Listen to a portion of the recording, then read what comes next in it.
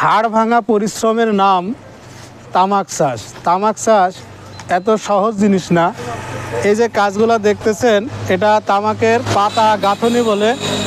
এই যে মাঠ থেকে তামাকের পাতাগুলো সংগ্রহ করে নিয়ে আসার পরে এইভাবে বাতায় গাঁথা হয়। গাঁথার পরে এটা 24 ঘন্টা আড়ে শুকানো হয়, এরকম আড়ে রাখা হয়। এরপরে এই তামাকটা, এই যে ঘর, এই ঘরে 200 থেকে 250 পাতা সাজানো হবে।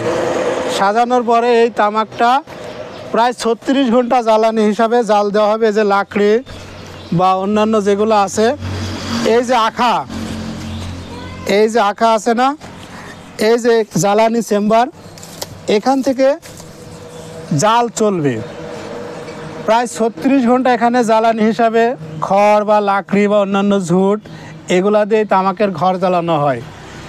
36 ঘন্টা জ্বালানোর পরে তামাক কিউরিং বা তামাকের শুকানোর কাজটা হয়ে যায়। ঠিক 36 ঘন্টা পরে আবার 7-8 ঘন্টা রেস্টে রাখার পরে তামাকের ভিতরে যে তামাকগুলো শুকানো হয়, এই তামাক বাইর করে আবার কুয়াশায় রাখা হয়। প্রায় 4-5 ঘন্টা কুয়াশায় রাখার পরে নরম করা হয়। সেটাই পরবর্তীতে কিউরিং করে প্রসেস করে বিক্রয়ের জন্য তৈরি করা হয়। প্রসেসকৃত তামাক দেখায় এটা বাড়িতে।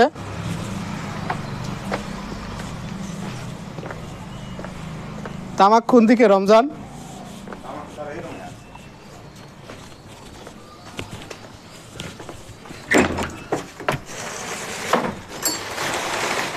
বাতা নিয়ে আসো।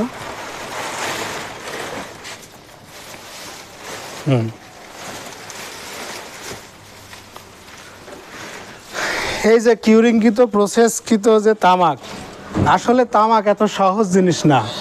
আমরা যেটা মনে করি যে তামাক লাগাইলাম আর তামাক থেকে কাড়ি কাড়ি টাকা আসবে, এত কিছু শুধুমাত্র টাকার জন্য। এই হাড় ভাঙা পরিশ্রম করা হয় শুধুমাত্র কিছু টাকার জন্য। কিন্তু এই তামাক চাষের বিশাল কুফল আছে। কি কুফল?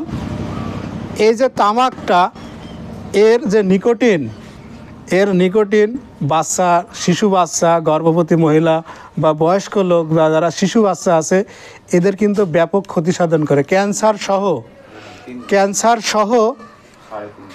ক্যান্সার সহ নানাবিধ রোগের কিন্তু জীবাণু এই তামাক বহন করে, এই নিকোটিন। তাই তামাক একটি ভয়ঙ্কর ফসল। হয়তো সাময়িক কিছু লাভ হয়, কিন্তু এর কুফল এবং ক্ষতিকর দিক ব্যাপক। তাই আমরা তামাক চাষ নিরুৎসাহ করি। হয়তো সাময়িক কিছু টাকা লাভ হবে, কিন্তু পরবর্তীতে ডাক্তার খরচ এবং অন্যান্য যে খরচ আছে, এতে অনেক ক্ষতি সাধিত হবে আমাদের। তাই আমরা পরিবেশ বাঁচাই।